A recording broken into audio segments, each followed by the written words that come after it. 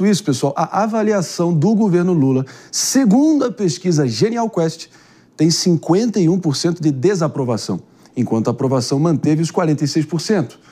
Mano Ferreira, nosso leitor oficial de pesquisas aqui, qual é a tua interpretação aqui, cara? Porque o que significa? Estabilidade, estagnação?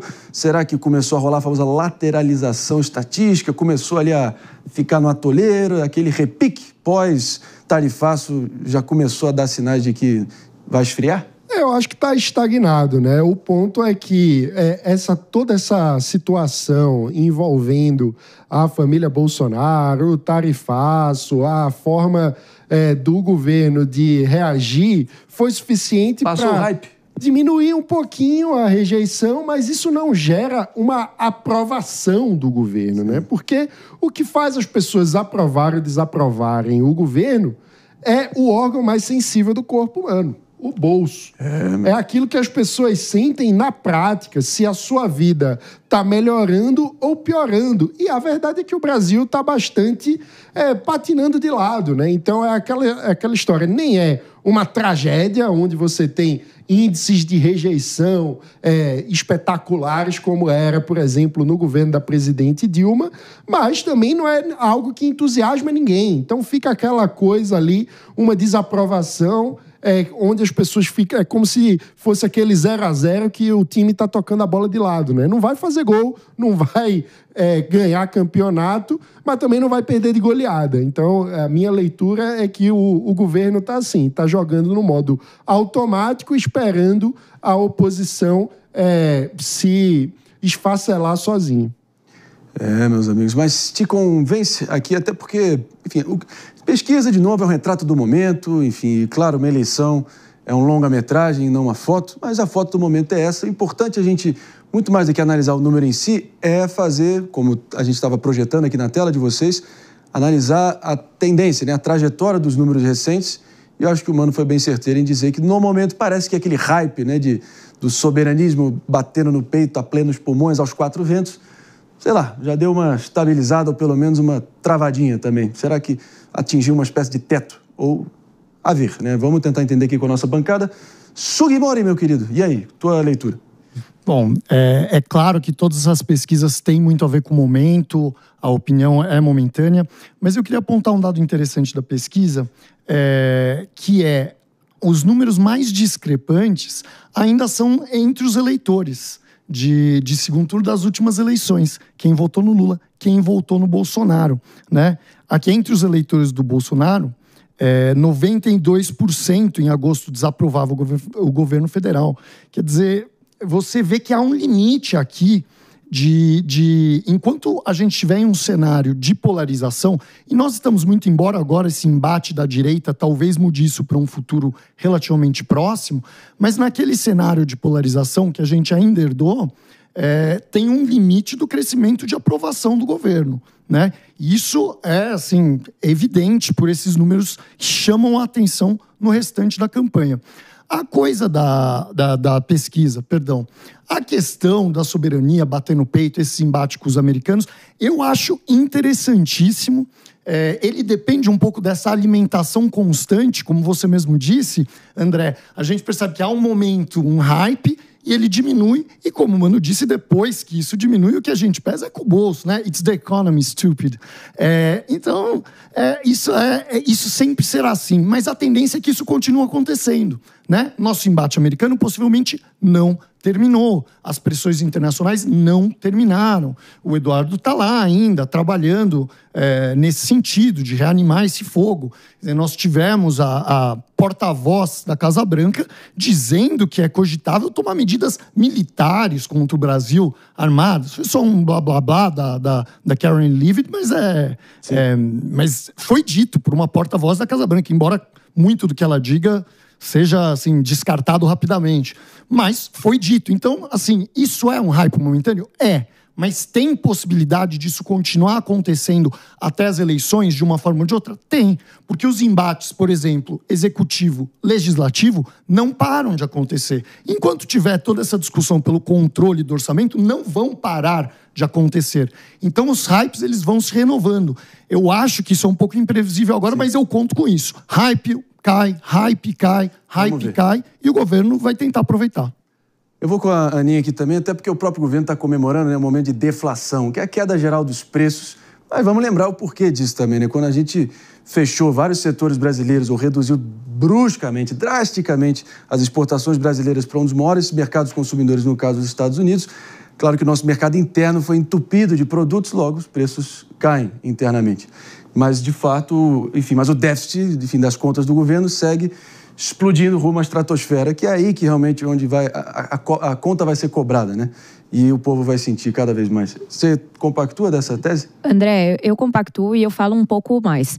Essa questão da deflação, ela é importante porque, além de tudo, ela foi impulsionada por um bônus que grande parte dos consumidores teve nas contas de energia elétrica nos últimos meses.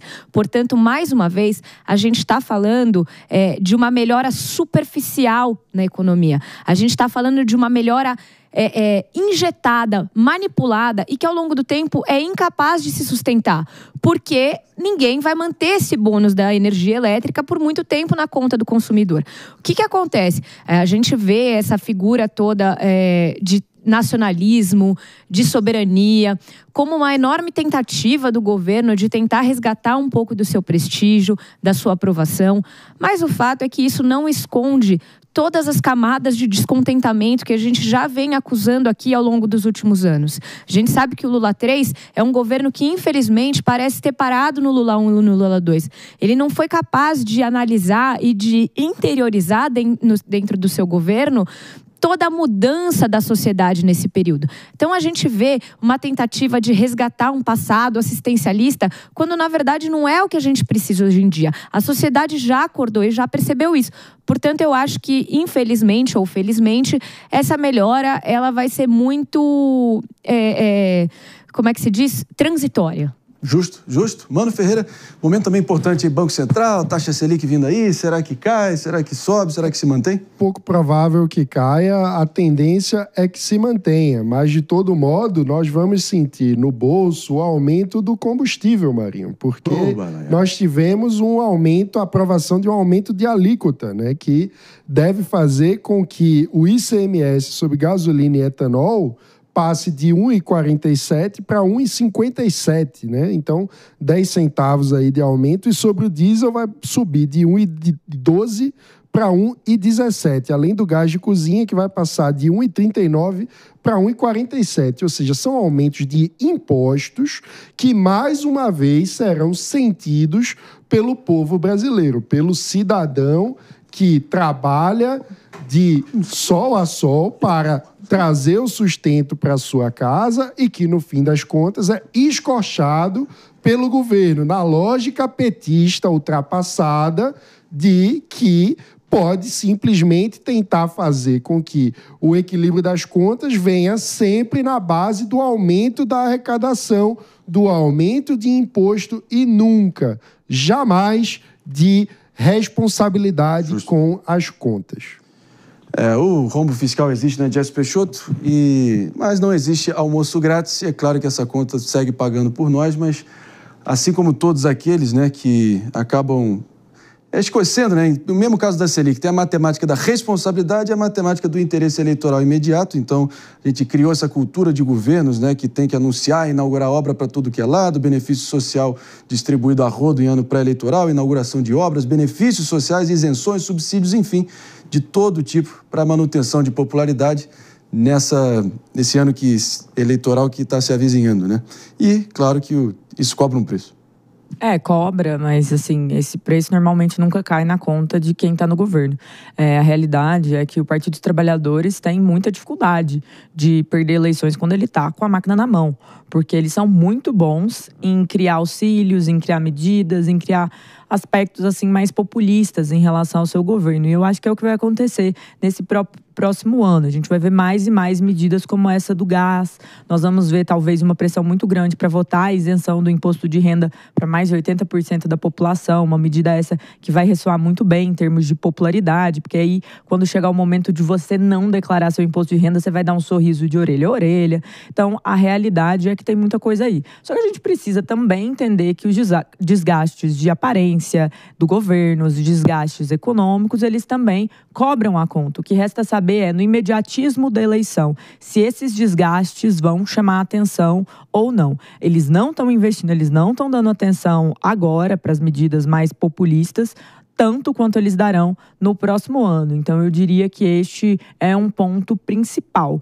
E nós, brasileiros, precisamos estar atentos. Nós vemos muitos e muitos políticos fazendo dessas medidas, não só no aspecto do governo federal, mas até nos governos estaduais, nas prefeituras, fazendo medidas que nada mais são como pão em circo, que levam ao endividamento do Estado, que cobra uma conta muito grande no longo prazo. No longo prazo, não olha para medidas estruturais, infraestrutura, tantas coisas que o Brasil precisa para ficar mais competitivo economicamente, e nos condena a sermos um eterno país do futuro. Chega, né? Mas também chega de adiar o seu futuro na sua melhor versão.